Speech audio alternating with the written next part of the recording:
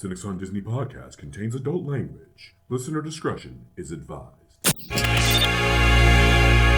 This is the Cynics on Disney podcast, presented by nightclub33.com. Welcome back to the Cynics on Disney podcast. I'm your host, Bobby, aka the Disney Cynic. And I'm Amanda, aka the Anti-Cynic. And welcome back to the front wheel of this here tricycle. Mr. Patrick Neistat, CFO of nightclub33.com. What's going on, guys? Did I ever leave? Seems like I'm on the show a lot. So. Yeah, you are on the show a lot. It's more like you're more than Steve, more than Becky. Oh, definitely more than Becky. Becky's been on. Has she ever been on the show? Oh, one time. Yeah, she was on one time last Christmas. Yeah. You know, and it was me trying to be all holiday and sparkly and all that shit, and we didn't. Never mind, it's fine. Steve doesn't like theme shows. I don't know why. They're fun. They had whimsy. That's why people like these parks and shit, right? Yeah, that is true. They are theme parks. Just saying. Anyway. So we've taken a little bit of a break, right? And I want to finally say that it's just been a while since we've been to the parks and done anything, and I just didn't want to bullshit something for the camera. Right. Sure. I mean, it's really what it comes down to. I've not been feeling great here of late either. Just I've had some some nausea and shit like that. So, you know what? Let me even address that too, because I want to celebrate a little bit today. Amanda can vouch for this. I am officially down 100 fucking pounds. That's amazing. So proud of you. Where's the kids cheering him, sweetie? Yep. I don't know. I gave you control of the button. I mean, what is that? What? I don't hear anything. There we go. I don't hear anything. It. Okay. I'm glad you heard it because I have no clue what just happened. I hear nothing. Ridiculous. This is ridiculous and horrible show. But I love it so much more because of that. So I'm down officially 100 pounds. Thank you. Awesome. Good for you. All the semi-glutides and whatnot. So, lots of shit is like changing and going on. And we've also kind of gone through an election cycle and all that stuff. We're not talking about that part. We are talking about how that can be stressful for a lot of different people for a lot of different reasons. And you know what? I'm trying to be just like, everything's going to be okay. No matter where you stand on anything, it's going to be fine.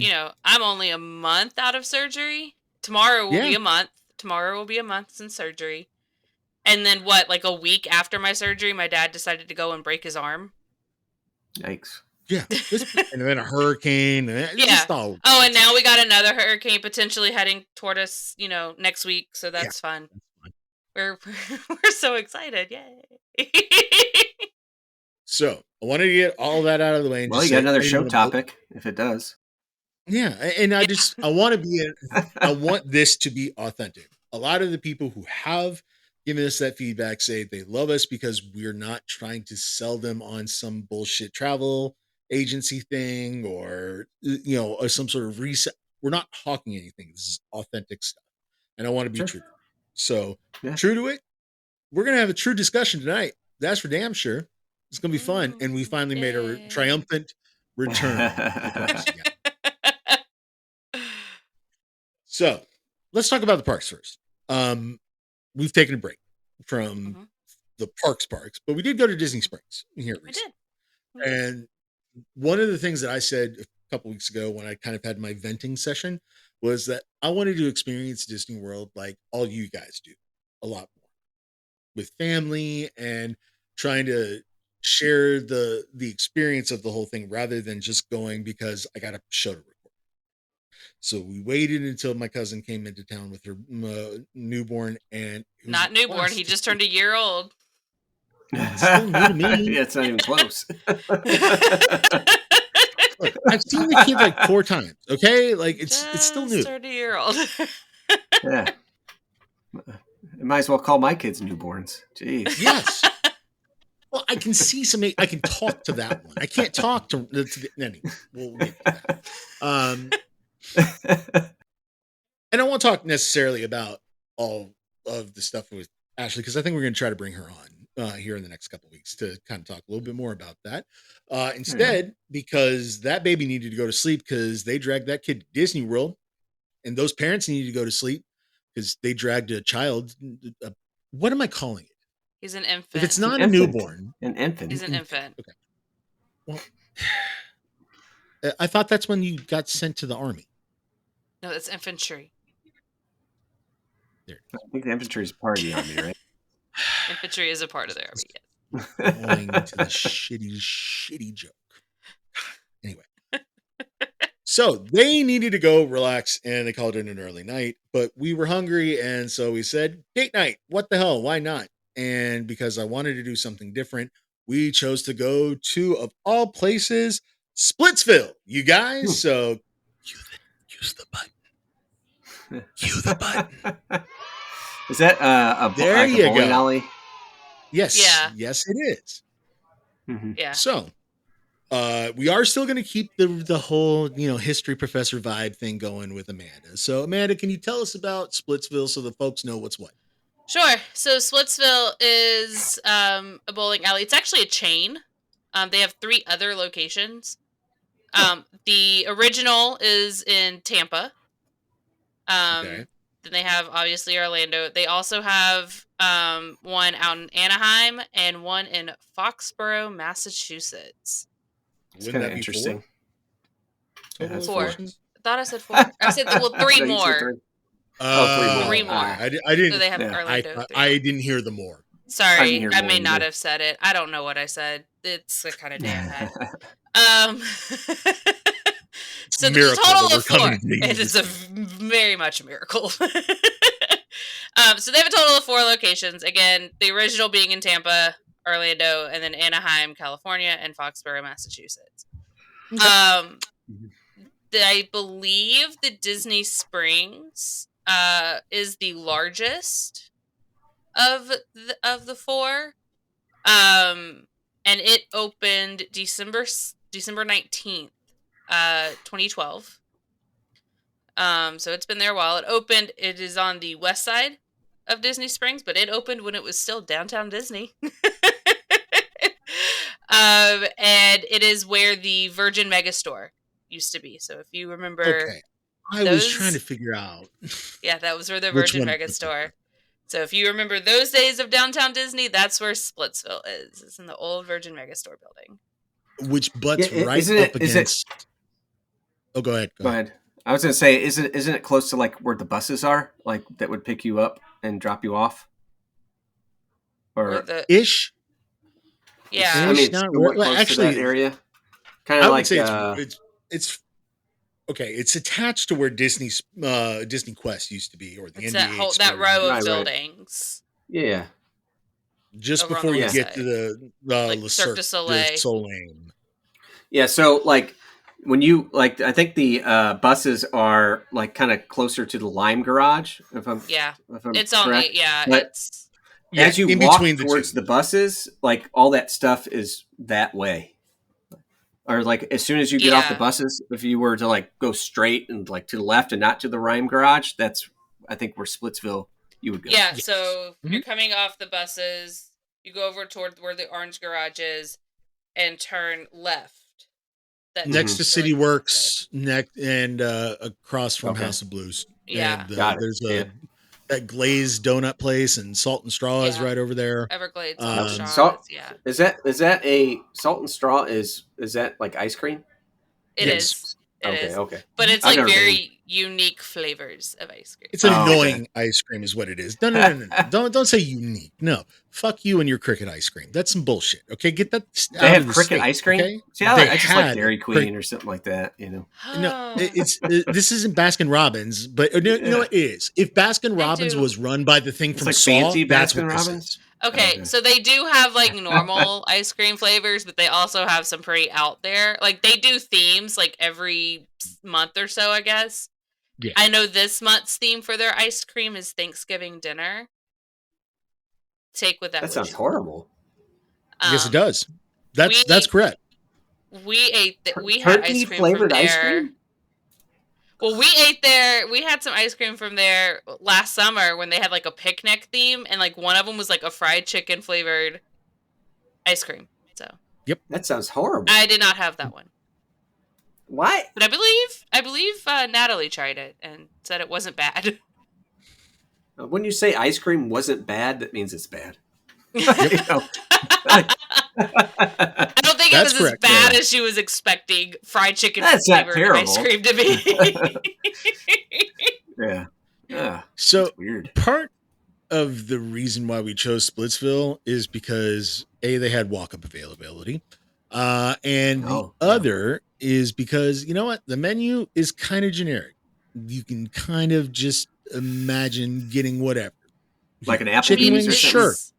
So, okay, Splitsville, for those of you that couldn't guess by the name, it is a bowling alley. But it's also, I mean, like all bowling alleys, they serve food, but this is like super fancy bowling alley. This is like a 2-story bowling alley with bowling lanes on both floors, bars on both floors, restaurant seating on both floors. It's Dave and Buster's, but like at Disney World is what it is. Like it's the restaurant part is entirely separate from the bowl. Yeah, you don't have to eat to bowl. Yeah, got it. Or vice versa, right? And yeah, you don't have to bowl to eat. So we did not bowl. We should have probably and made it a little bit more fun, but we were tired. Let's be honest. And there was a lot. It was packed. Then again, it was Friday night, but it was still. Friday. Yeah. So we chose not to participate in everything, but we got a good gist. I would say food wise, you didn't offer like a ton of variety in terms of like appetizers, but you're pretty easily find yourself something. Here we ended up going with what was just stupid in terms of a measurement and food delivery system. And that would be a cone of fries. This I just don't understand. I just don't. Yeah. Like an ice cream cone? No, like they took like paper that you would use in like a fried basket. You know how they use like that red and white checkered and like rolled it into like a cone. Did they like put it in something or? Yeah, they had like a holder for it, and it was like it's crinkle cut fries instead of a basket. Yeah, right. Yeah. But it's in a cone, so we can charge $13 for it. Well, 12. But yeah. Yeah. Okay. Sorry. Oh, God forbid that I exaggerate by $1. Okay. I'm just saying, if we want to be accurate here. I mean, they do I think they do have, something for everyone. They've got different types of apps. They've got burgers and sandwiches. They've got pizza. They've got salads. They've got some different kinds of entrees, and they have sushi. Yeah, and I went with pizza because I was trying to just be bland. I got to be honest with you. My stomach, being what it is right now with losing as much weight as it is, it's like, I can't eat a shit ton, but I do still want that fat guy variety, if that makes sense. Like, my immediate thought is, God, I want a triple cheeseburger. I can't even eat like a junior bacon. Yeah. So I just end up ordering shit and like throw half of it away now. It sucks actually. But that's kind of why I went with pizza. Wasn't awful, but definitely not like a contender for best on property or anything like that. Yeah, you got the meat lovers, didn't you? Yes, I did. All right. I mean, that was a pretty big pizza for one person. So 12-inch pizza, roughly. It's pretty much everybody's small. If you were to, or a personal pizza, if you were to go out at a not delivery joint, I guess, that's what it is. Okay. It seemed pretty big to me, but okay. Amanda, what did you have? I know it was some rice thing. Yeah, I had the sweet and spicy chicken bowl, which was basically tempura battered chicken with broccoli, red peppers. They did have scallions, but I had them not put scallions on mine. And it was it had a Thai chili sauce, which I absolutely love. Thai chili sauce, and it served over sushi rice. And honestly, like I was not expecting much out of this because it's a bowling alley, and sure. I'm just not expecting like super great quality of food. like in terms of bowling alley experience, I have to admit it is much different, and dare I say, maybe just a little better than the ones of my youth, where they all reeked of Miller Lite and cigarette butts. But that's the best. There's also like a part of me that's kind of like nostalgic to that too. So yeah, I mean, the vibe of this place was pretty cool. I like the vibe, but this was actually a lot better than I thought it was going to be. To the point where I had never had sushi rice before, because I haven't had sushi. We're not seafood people. I'm not raw seafood people. But this was actually really good, to the point where I went out and like bought sushi rice at the grocery store. Yeah. So next time we make some Chinese food at home, I'm making some sushi rice to go with it, because this was really good. I definitely enjoyed it. It was a lot of food. I ended up having to bring it home, but I only ate about half of it there. It was a pretty big bowl. I ended up taking mine home as well, and I couldn't finish it because pizza just doesn't reheat well down here. I don't know what it is. It's the water, I think. So I don't know how else to explain it. Like, what? I can get a fucking Little Caesars in Atlanta and it tastes better than this shit. But anyway, man, you know what? On a scale of 1 to 5 splits, how many Vills are you giving this here? I'm gonna give this a 4. Again, I really liked the food that I had. But I didn't like the fact that it took them forever to get a server to our table. That is true. Seems like a big place, though. It is, actually. And our server, and I mean, like, once our server finally got there, like, she was also training someone on a busy Friday night, so I got it. But we waited an abnormally long time for a server to get to our table. So this is kind of the problem with me still, is I still notice that kind of stuff. And no, I'm not just going to let it go. Like, I'm trying. I just want you to not do that stuff, but I can't just let it go. So for me, I'm going to give this a 2. And this is only because a 2? It's like, yeah, it's kind of like, I feel like how some folks feel about gentrification in a way. Like, it just made like the bowling alley experience way too nice. So I have a bowling alley by me, Tubby's, and it's hole in the wall. Smells like cigarettes still. You can't smoke in there. They don't allow smoking. They have a restaurant inside, and the restaurant serves ribeyes and fillets, and you can get them for like $25 for the whole meal, filet, baked potato, and it is fucking awesome. It's like this like the most popular restaurant in America. It's just a hole in the wall. And if you ever come down to St. Louis, we'll go to Tubby's. It's a hole in the wall. I mean, it's a literal like you would be like, what the fuck is this place? But it has good steaks. You know. Yeah. So this is that's where I think of bowling alley. This is definitely the nicest bowling alley I've ever been to. But see, that's not the vibe that I want. I want like Tubby's.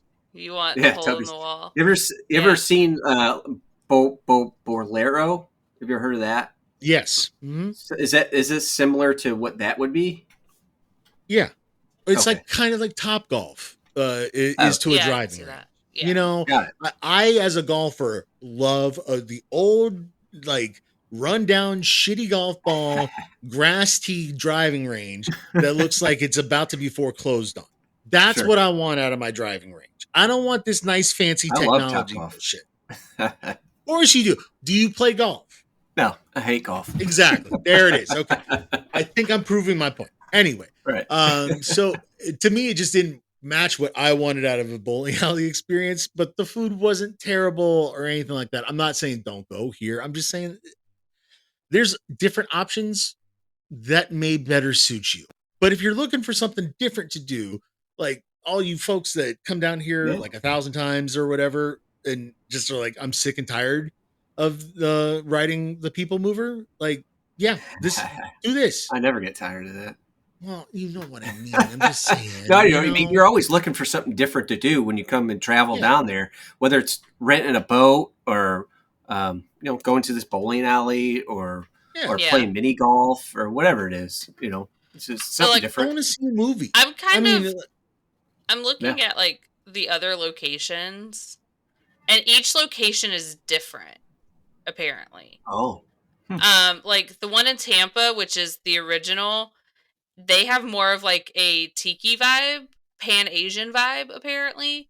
Like they have like a bamboo bar and all of this. The one in Massachusetts is a Splitsville, a Howl at the Moon, and a golf suites, all like in one place. Huh. Holy shit! That just sounds like a lot going on. So much going on in that one. And then like the one out in Anaheim is in downtown Disney out there. And they have a covered patio with a stage that features live music. Apparently they've got 600 dining seats and 20 lanes of bowling. Wow. So, yeah. Patrick, so it looks even like though you didn't. Oh yeah, cool. No, finished. No, each one is. It just seems like each one has a different vibe. So, I mean, I like that they're not carbon copies of each other. I do like that. Me too. Yeah. Me too. Patrick, since you didn't experience this and you can't really give it a rating, did we convince you that you should try this out? I'm not a bowler. And the story goes like my mom put me in bowling when I was a kid. So I had to be on a bowling team. So ever since then, I hated bowling. But with that all being said, pause for just 1 second. How many fucking people are going to start their conversation with, I'm a bowler? To be fair, one of the high schools here in Orlando, their women's bowling team just won like a state competition. That's what I'm saying. Bowling is a big deal. Huh? People over news, like it's a big deal. Okay, the best way that you should describe news, right, is dog bites man is boring. That happens all the time and everywhere. Man bites dog. That's interesting and different. Like if you had led that off with Patrick, I have bowled a 300. I have mastered the lanes. I'm just not a bowler. I'll tell you why I don't like bowling. So, I was forced to bowl as a kid. Didn't like it. I wasn't particularly good at it. But with all that being said, my kids wanted to go bowl. I would take them to bowl. I just wouldn't bowl. Okay. Yeah. You just hang back and eat some appetizers. Yeah. Yeah. That's what I do at Tubby's. Yeah, fair enough. But it also sounds like you have a damn good steak over at Tubby's. So they have a restaurant that you have to eat the steak in. But if you bowl, you can get some of the appetizers and whatnot. And they got killer wings too there. Okay. So, well, when we finally make it up to St. Louis, we know where we're going. I'm way more excited for this place than I am anything at Disney World. Like, what the fuck? I don't even want to go to St. Louis. Exactly I just want to go here. Yeah, it's exactly what you think it would be. Like, like those old vinyl, tablecloths. Yes. Oh, God. Flashbacks to my childhood. Yes. Awesome. It looks like it's stuck in like the 80s or 90s, Those wannabe fancy Italian restaurants. Oh, those were the best. Anyway, all right. So we try to expedite a little bit of the review because Pat and I are just fucking charged up when it comes to this earnings report that was released today. Bobby's charged that we are recording it. What? What? No. What did he do? Amanda's not fired up. I am not. I just said Bobby's charged up. Hell yeah, I am. Amanda is not. Absolutely. Listen, we are going to kind of try to use Amanda as a barometer because no, she doesn't have much to contribute to this whole discussion because Pat and I are dorks, right? when it comes to this. I mean, when it comes to that, I was about to say, I think I proved I was a pretty big dork today when I told you what I did for my students to get them excited about the Declaration of Independence. This is true, and woof, it was. And they got excited. They got into it. It was fun. It's a length that I would not have gone to, but you know what? That's why I'm not a teacher. That and multiple other reasons, but that's a good one, right? I mean, you know, yeah. Mm-hmm. We'll go with that as the main one. How's that for safety? However, when I was a young student, I was at one time an economics major. And this is why I feel like I am someone who can at least speak intelligently on the subject. I'm not claiming to be an expert, nor am I claiming that we are giving financial advice. I want to make that very clear. No, but you have to delve into a little bit deeper when it comes to, I believe, this specific company. And I think there's more to the story than numbers. Patrick, you, however, were just on this like white on rice or my skin. Would you happen to be able to recap the basics of the earnings call for the audience? Yeah. So basically, revenues for the company increased 6% in the fourth quarter. So it went from 21.2 to 22.6 billion from the year prior. And let's see, the parks department saw growth earnings. They saw attendance growth. Some could call it flat, but it was still growth. They saw customer spend grow by 3%. The entertainment, so direct Disney Plus, that grew by 14. The revenue grew by 14%, which was pretty good. And then the studios, Pixar's Inside Out 2 and Deadpool Wolverine were very highly successful films, and that helped drive profits for the quarter. So, and I think the one outlier that is the linear TV. I feel like that is just starting to die off, slow death. But yeah. So I think there's still space for that. By the way, I think there's still space for growth in that market, because there is something to the immediacy and to the potential investment in better delivery systems for something live. Anything that has to do with a car chase or a sporting event, that's always going to draw. Right? Yeah. But you're going to see, it looks like the sports segment had a little bit of a decline, but it looks like ESPN eventually is just going to be spent off, and it's going to be its own thing. That's, I guess, with the future of sports. I think that's probably best for both ESPN and the Disney company, because as much revenue as ESPN does bring in, they're about to get into bed with sports betting in a way that has just not been seen before. And I know for a fact that the Disney company is still, especially in the state of Florida, very anti-gambling. So they cannot take the moral stand genuinely about that, and then also own ESPN, who is about to become the biggest name in sports betting. Yeah.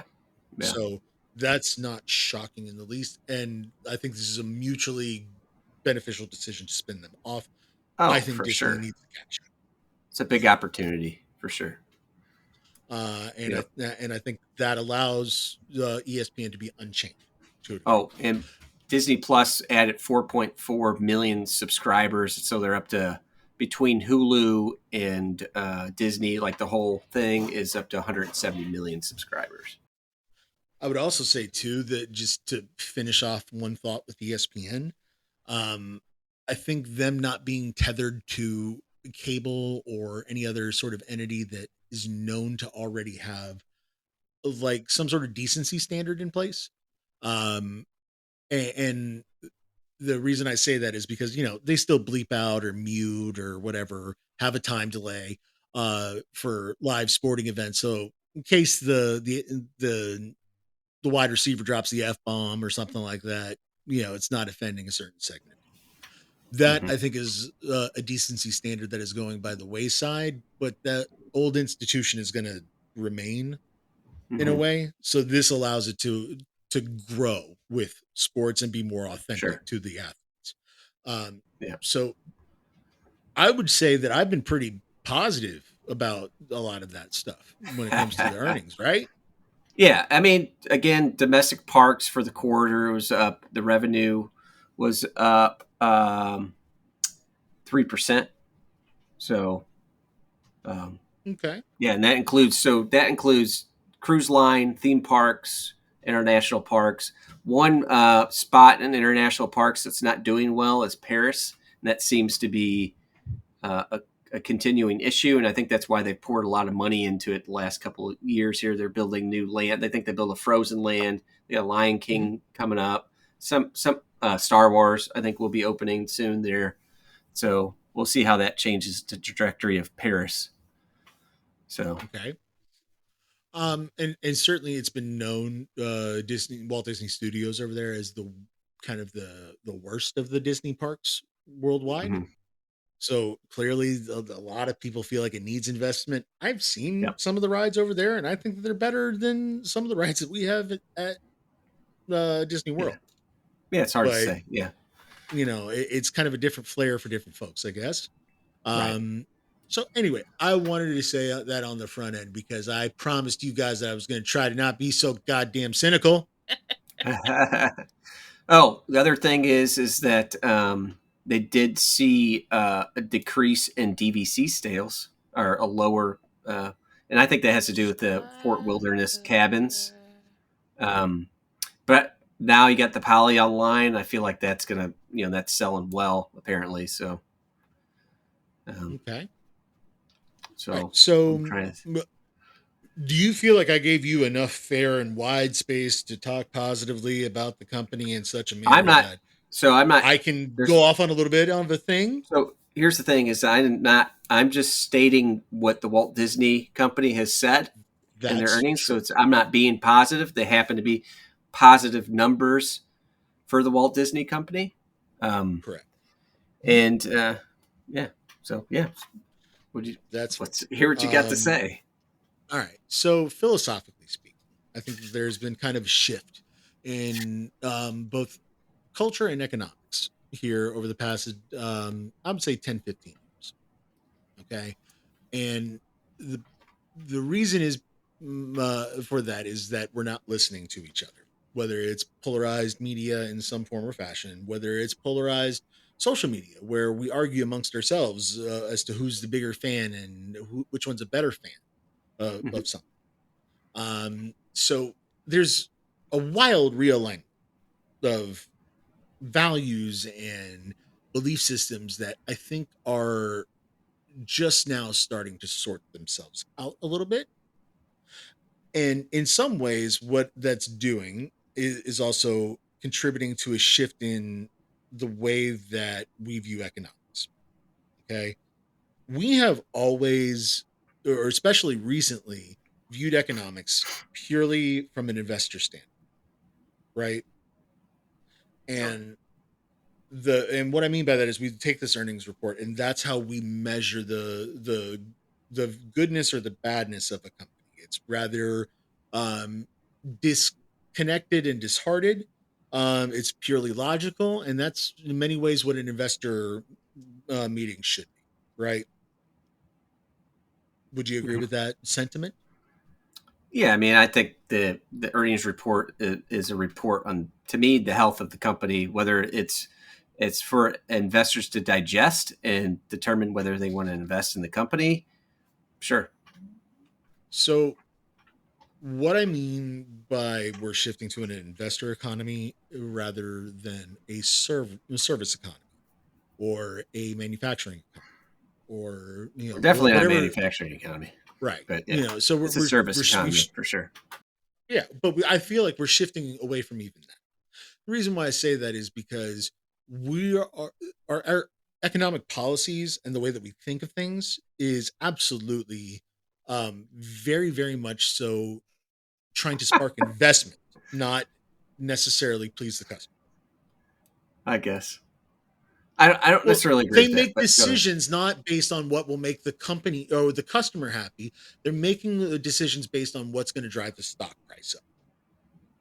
I don't necessarily agree with that. I think they definitely do want to drive the stock price up because they're at the end of the day they are beholden to their investors, just like any company has been Absolutely forever. But that doesn't mean they're trying to not make the experience well for the customer. Maybe the experience they're trying to create doesn't work for you. That's definitely fair. Sure, I'm absolutely also. That doesn't mean they're sitting up in a room like, oh, how can we screw these people? I think they're trying to make a good experience for a group of people, and then not everybody fits into that basket. Okay, therein lies my problem. Right there. I'm sorry. You're never going to tell me as somebody who's trying to grow a business that you shouldn't be appealing to every single demographic that you possibly can, both in terms of, race, religion, creed, all that kind of stuff. And by the way, in terms of economic class as well. So you should be trying to capture the hearts and imaginations of everyone is what I'm trying to get at. You're trying to appeal to the masses, not micro appeal. Okay. Well, there's a reason why I like the term broadcasting, right? Because you're trying to reach a wide audience and you're trying to appeal to the most listeners possible. Okay. We've gotten into this era of kind of podcasting to a degree, and that leads to less variety shows and more very inline programming. And that's great in some markets, I think. But I think with the Disney company itself, because of the way that they are structured, you can't look at it the same way that you look at even purely just a movie studio or even somebody like Comcast, who's actually a much larger and more widely diverse company than the Disney. Well, yeah, right. I mean, they're both pretty diverse, but I don't know if it's a larger company as far as market cap, but no, not in terms of market cap, but in terms of total overall.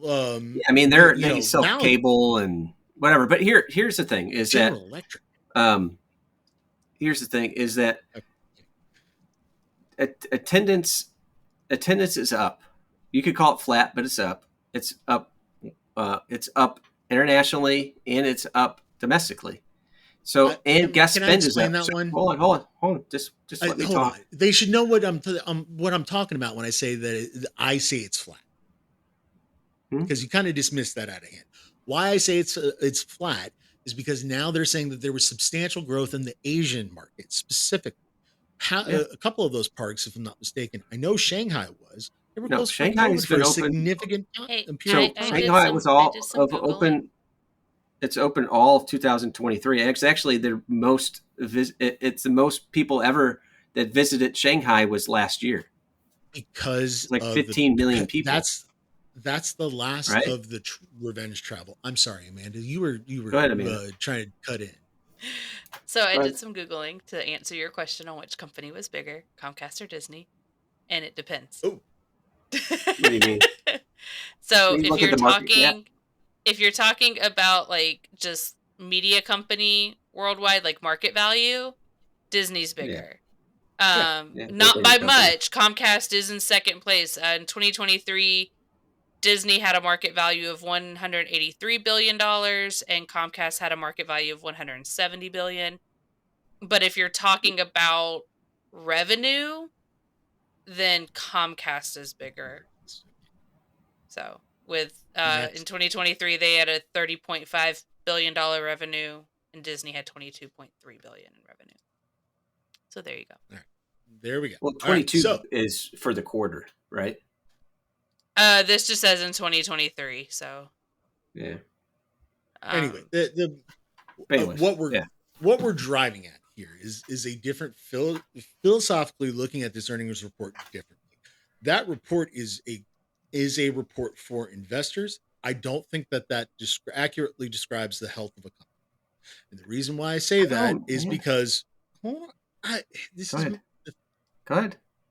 My problem is that we're dismissing the customer base. We're dismissing the louder voices entirely, the ever-growing louder voices. experiences, not talking about the culture war bullshit. That's not what I'm talking about. I'm talking about legitimate customer complaints about their experience at the parks. I'm talking about genuinely saying these movies are not entertaining, and I don't want to go to the theater to spend that money. Like, they're trying to fundamentally get away from certain elements that make Disney Disney. And that's fine that you want to innovate. I'm fine with innovation, but that does not mean that you drop this other side.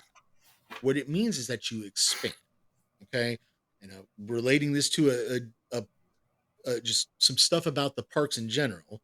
Okay, right now we have a supply and demand curve, and they're trying to adjust the price to reduce demand. Yeah. Do you agree with that strategy? Yeah, I mean, I've said that multiple times. I think their strategy is gonna they're trying it's crowd control. I mean, if this was X amount cheaper, you couldn't move in those parks. So yeah, I think they're trying to. It's a way they're trying to crowd control those price increases. 100%. I absolutely disagree. And the reason why I disagree is because there's the other side of the coin that you can do to address that price point, which is adjust supply and increase that supply to meet the increased demand. That's what they did in the 1990s by building extra theme parks. And yes, they took risks that didn't always pan out immediately.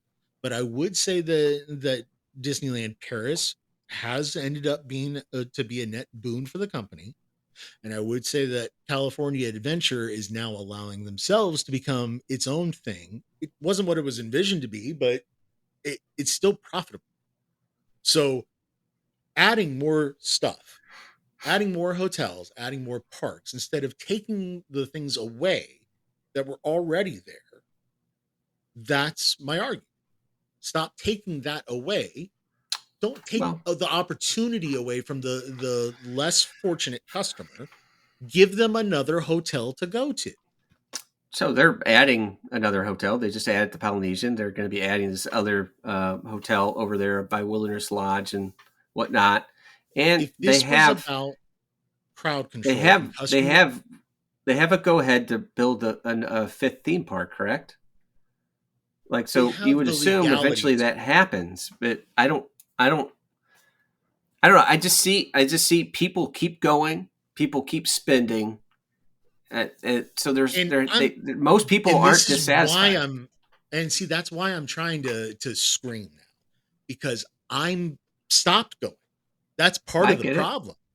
I get it. And I'm begging that fucking company to pay attention, because I didn't want to stop.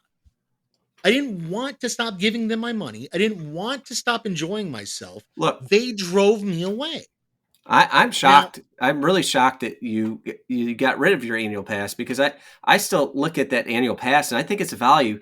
And I'll tell you why I think it's a value. Because if you were to go to a sporting event or even a concert, pick your favorite, we'll just say your favorite singer that you would go see in a concert. A lot of times those are just for one ticket is over $300, and that's just for like 2 hours. Agreed. You know, 100%. You could spend $800 on an annual pass, and you have it for the whole year. And it's went up. Yeah, I get it. But we're season ticket holders at the for the University of Florida football, and we get 6 or 7 home games a year. We spend a total of, I don't know, $2,000 on that. That's 6 days. Yeah. Okay. This isn't about a dollar value necessarily. This is what you get for said dollar. This is what you get for said experience. The reason why I'm willing to pay for 6 or 7 home games a year at this price point is because I agree that that's the value. I'm good with it. Right. Okay. Yeah. That's the whole point of commerce. That's how everything works. Right. But so now what I'm getting at here is I want the company to stop making their shit less valuable and make it just as valuable as the experience used to be. That's how I'm going to pay these high prices. It's the only way that you can convince me to come back and be into this Disney nut job bullshit again. I don't know what to tell you, man. I mean, their company seems to be doing well. people are spending money, more money than ever. People are going. Yeah, they're spending more money than ever. It's a fact. Their spending is up 3%. Yes, they're That spending. means more people are spending money, and more people went to the park. Right? I mean, it's a fact that the park attendance raised by 1%, and guests spend by 3%. When the Asian markets increase that much, it's not flat. It's declining in the U.S. That's my point. No, I said international. No, domestic. It says right here, domestic attendance was up 1% in 2024. International attendance was up 9% in 2024. All right, fine. I'm not going to argue that point. My point is that it's declining. No, I'm not. But you know what? I'm not. It's not declining. You can't say it's declining. Hold up. All right. You know what? It's declining in growth too. That's also just McDonald's for the first time recently, just started losing ground in sales. It's been years that this company has been public. This is the first time that they've not grown at a higher rate than the previous quarter. And that's panicking the people at McDonald's. Okay. I don't know. And my problem, and what I keep pointing out with something like McDonald's, with something like Disney, it used to taste differently when you went to McDonald's. It used to be a higher quality, but the value was still there. When you went to the parks, the experience was consummate with the value, but they haven't improved the experience. In fact, to use numbers here to prove my point, I sent you guys a chart. I'm going to send it to Steve. He can put it up if he wants to or not. In fact, the only people that come out ahead from 5 years ago for a one-day park experience, and that includes buying the whole fucking ticket if you buy an annual pass or if you buy a day pass, the only people to actually gain ground from a dollar value perspective are basically the local AP holders. It would have been me. That tier of annual pass has actually declined in terms of overall cost and didn't keep up with inflation. It's less than inflation. It went down. And yet my experience went down way harder. Okay. I mean, but you're one person. Not everybody feels the same way you do. Correct. You're absolutely right. But Pat, if I don't say that this kind of thing is happening, then the thing that I cared about so deeply for so long then becomes completely lost. It's not that I want to let it go. It's that I'm making a stand and saying, stop this and go back the other way. Not go back in terms of culture and blah, blah. No, in terms of your business practices, catering to the people who are actually buying the products instead of the people who are throwing money at it. I don't see the difference. I mean, the people that are buying the products are saying people throw money at it.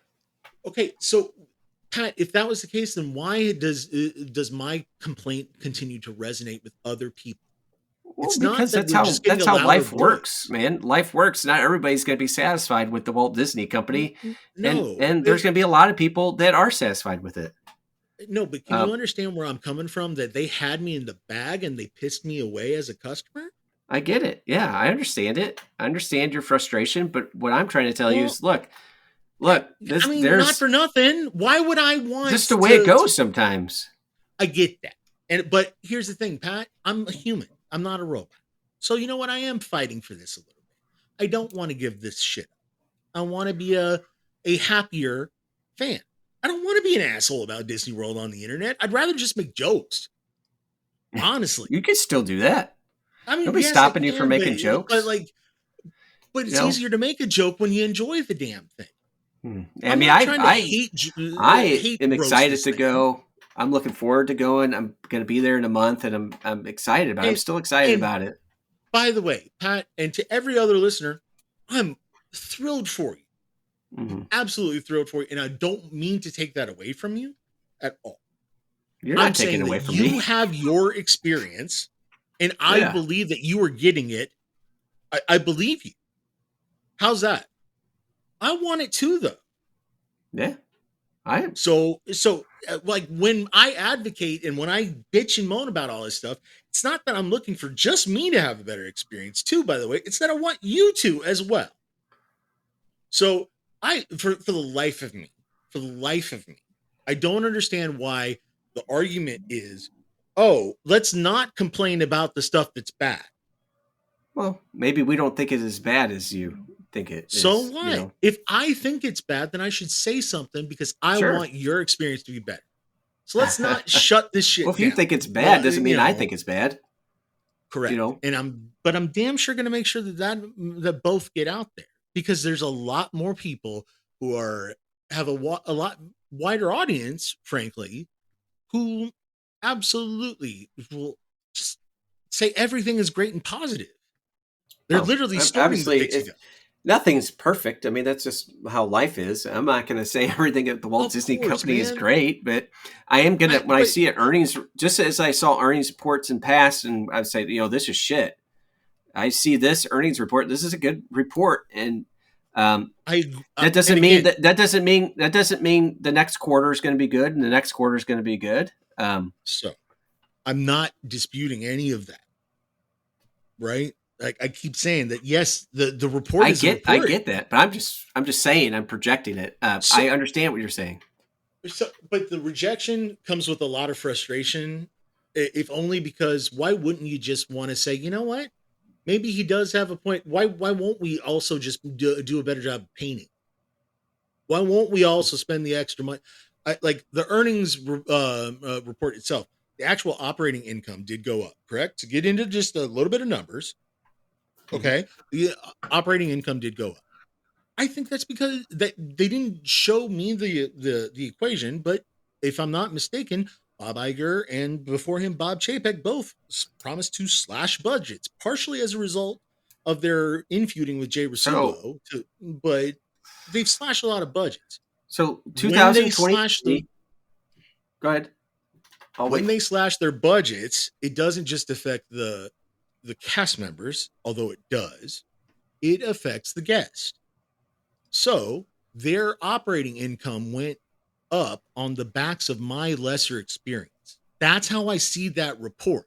So while you see it as an investor and as a company health barometer, I can understand why an investor would absolutely view that earnings report as a net positive, because their operating income did go up. I see it very differently with the exact same information. And when we're catering to that investor report as a means of solely measuring the health of the company, we are not considering the other side of that, which is the people who fund it in the first place by buying. Yeah, but I'm one of those people. That's my problem. I'm telling you, I'm one of those people. And so am I. I'm one of those people too. I'm one of those people that I buy their product. I'm not just looking at this as a, maybe looking at this, look, this is good. I think this shows that people are going to the park and people are spending at the park. So that tells me people like what they see. I guess this is why good people with a good faith argument can have very strong disagreement and still come out not hating each other. I don't hate that. You guys are tied all together. I don't hate that you have this opinion. I mean, I get it. I just don't agree with it. Just like you shouldn't hate your neighbor if they disagreed with you on who they voted. Oh yeah, that's kind of where I was. I think it's ridiculous. I think that's ridiculous. Spun that shit around. That's I think long form conversations in this, talking about this, and even really in politics is much better, because you can actually flush out different things and talk and be civil about it. Correct. And by the way, I went way deeper into this that we didn't get to, and we're not gonna. I promise you, I'm gonna drop the conversation because God damn it, Amanda's about to fall asleep in the corner. But she's bored. Don't blame her. Super bored. But like seriously, guys, like I really did the research behind this to like prove where I'm coming from. And if you want me to have that longer form discussion, let us know in the comment section. In the meantime, Amanda, I'm going to turn this over to you for the news because we haven't talked to you in a while. I think it's related to everything that we just discussed. May you please let us know what's going on? Yeah. So, they had the earnings call, and on top of all of the stuff that y'all talked about with the earnings call, the CFO was asked during the Q&A section, about his thoughts on Universal, their new theme park. So he is saying that Epic Universe, and let me actually go back to the original article I found. So he basically said, yeah, he did. He really did. I didn't know we were going to talk about this right now. That's cool. But anyway, he said that regarding Epic Universe, that they modeled their expectations for the Disney experiences, or they modeled that in their expectations for the Disney experiences outlook. They did say that early bookings for next summer are positive. Right now, they also said they also looked at the history of other attractions opening up and other parks opening up in Florida, and said that generally it has been beneficial to Disney. The article I'm reading is from attractionsmagazine.com, and they kind of fact checked this a little bit. Because they were like, well, let's look at what Disney World attendance was like when, Universal opened up new major, new theme parks or new major attractions. So they did, and they said the most recent theme park to open in Orlando was Islands of Adventure at Universal. That opened in 99. Okay.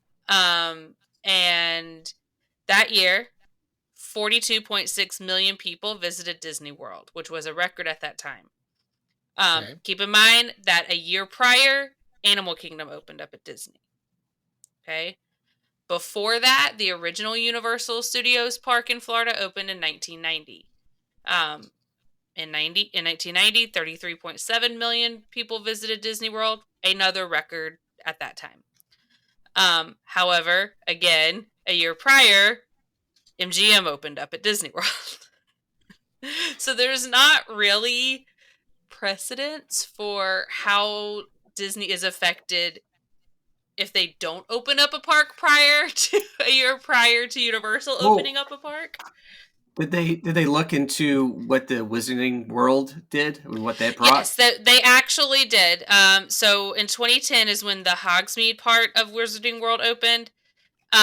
And compared with 2009, Disney World attendance in 2010 actually dropped at Magic Kingdom, Epcot, and Hollywood Studios, but it rose at Animal Kingdom. Because Avatar. Yeah, Avatar would have opened. After, right? Avatar was way after that, because I was way after. I was a cast member when that was announced, so that was after. Yeah. And then when Diagon Alley opened up in 2014, Disney or attendance at Disney did increase at all 4 theme parks. So there you go. You just think there's gonna be more people in Orlando, and I think that's what he's Disney's thinking. Gonna catch some of that. Yeah. He did, and the way that Universal is rolling out the opening, you can't park hop. Essentially, it's not a park hopping option right now. It's also on the other side of I-4 from. Right. If I may also throw a couple other things out here that Hugh Johnston has not really, I think. I'm sorry, did you say huge? Because his name is pronounced Hugh. Oh, whoops. Probably should spell it better. I don't know. Just saying. But anyway, so the accompanying resorts for Universal that are supposed to open up with that park have just only now, I believe, started taking reservations. So up until this point, they couldn't book anywhere at Universal, basically. Unless they booked an already existing, yeah. The only way you could guarantee to have a room, basically, is to book at Disney or one of the shitty hotels on iDrive. Yeah. So I don't know that necessarily this means that people are gonna immediately go to the park. I'm sure they will, right?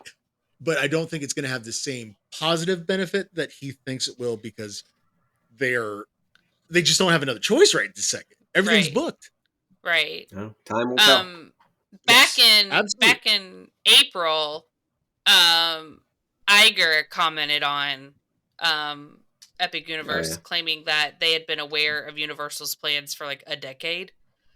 And basically cited like Galaxy's Edge and Tron as examples of Disney introducing major launches over time rather than having to do it all at once. That's the problem, is that we want it all at once. God damn it. Take all these things and put them in a whole fucking different theme park. And then you get SeaWorld's response, which I just kind of chuckled at. Because SeaWorld had their earnings call on the 7th of this month of November. And they were just their CEO, Mark Swanson, was just like, we welcome more people into town. Like, I'm sure there's going to be days when Epic Universe is doing very well and is crowded, and we're going to feel that a little bit. But basically, he's just like, it's good for the market. It'll bring people to Orlando. It's fine. Absolutely. That should be SeaWorld's attitude. I think. And honestly, Epic Universe is actually not far from SeaWorld.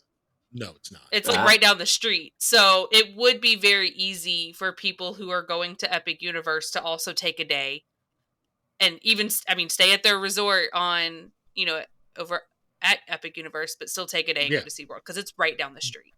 It's literally a left out of the resort and then a right. Yeah, pretty much. It's right there. So, but I just like how they were like, yeah, there's going to be days where it's not great, but whatever. More people will be here. It's cool. Yeah. It's fine. It's SeaWorld in general, though.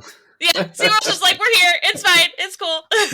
And listen, I'm not saying to bring it to the SeaWorld's the also ran on the ballot, so to speak, for any sort of theme park titles or what have you. Although apparently their roller coasters are just fucking awesome. We just haven't gone because it's SeaWorld. Yeah. So I want to see the fish, and I don't think you can even see fish there anymore. So that's the weird part. But there is an aquarium here in Orlando. That's not Disney. Yeah, at Epcot. We're about to seriously, we're about to buy a fucking aquarium. So, you may. We're very big into aquariums right now. Yeah, a little excited. Anyway, so I think we should wrap it up there, guys, because I am surprised that I didn't just hit the button that I said I was going to hit before the show, just to wake Steve up from editing. But whatever, it's fine. I thought I was going to take my headphones off at one point, but Yeah, so did I. I was kind of disappointed you didn't. I thought the visual would be funny. But Sarah.